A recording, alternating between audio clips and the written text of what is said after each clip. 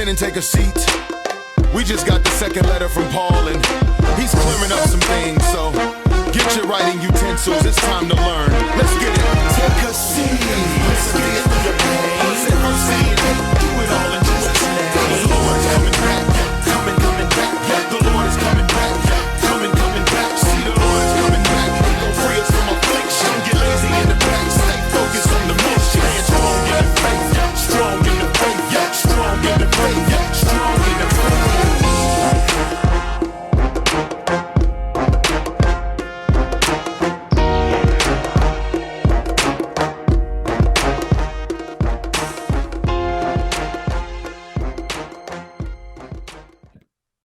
I'm trying to explode the doctrine that the battle for obedience is optional because only faith is necessary for salvation. This is very tricky, the way words are used here. Here's my response. The battle for obedience is absolutely necessary for salvation because it is the fight of faith. The battle for obedience is absolutely necessary for getting to heaven because it is the battle against unbelief. It is the fight of faith. There are not two battles. One to get yourself saved by a single act of faith, and the other to collect rewards by works. There is only one battle. It's the one that gets you started. It's the one that gets you there, and it's the fight of faith, not works. Faith is what severs the root of covetousness, misplaced shame, anxiety, lust, and tonight, envy, and 6 more before we're done this year. There is one warfare, and it is the warfare of faith. Let's go to verse 5, and I'll try to demonstrate for you why I think this text teaches that the root cause of lust is unbelief. Verse 5 says, take a wife or control your body, not in the passion of lust, like the heathen or the Gentiles who do not know God. Now, do you see what that implies about the root of lust? Not knowing God is the root cause of lust. Not knowing God is the root cause of lust. Now, what does that mean? Let's just think about this. What kind of knowledge is he talking about? You remember how much the demons knew in the ministry of Jesus? You remember in Mark 1:24, Jesus comes into a synagogue. There's a man there with an evil spirit. Jesus is ready to cast out that evil spirit. And out of the mouth of that demon-possessed man comes the words, I know who you are, the Holy One of God. The disciples didn't even know that. Do you realize how much the demons know?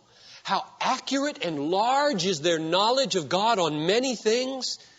And yet they seethe with lust.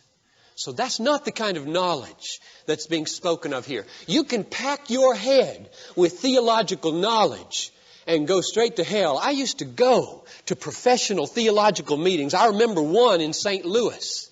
And St. Louis has some pretty gross and grisly sexual streets in it. And what these men who teach theology in the universities around this country did. There is no connection between mere head knowledge and the power of godliness. Mere head knowledge. So what does he mean when he says, when you give in to lust, you act like the Gentiles who don't know God? It's a different kind of knowledge. It's the knowledge described in 2 Corinthians 4:6, where he says, God has shone into our hearts to give the light of the knowledge of the glory of God in the face of Christ. It's the knowledge of God's greatness, His grandeur, His glory, His beauty, His power, His wisdom, His justice, His goodness, His truth. It's a knowledge that humbles you and wins you and holds you. It's the knowledge of God that is very unlike mere head knowledge.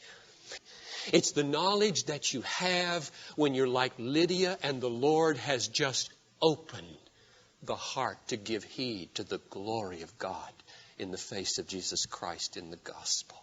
It's the knowledge that wins, holds, humbles, ravishes, enlightens, delights. It's the knowledge of faith. The assurance of things hoped for, the conviction of things not seen. That's the knowledge that liberates from lust. The knowledge which is faith. It's a knowledge so real and so precious and so satisfying to your soul that when any attitude or emotion or thought or addiction threatens to diminish your capacity to have and enjoy that knowledge, you fight it as though your very life were threatened, which it is. Do you remember 1 Peter 2:11? Abstain from lustful passions that wage war against your soul. Your life is at stake in the way you fight your enemy called lust. Bring it up, bring it up. C-H-R-I-S-T. We serve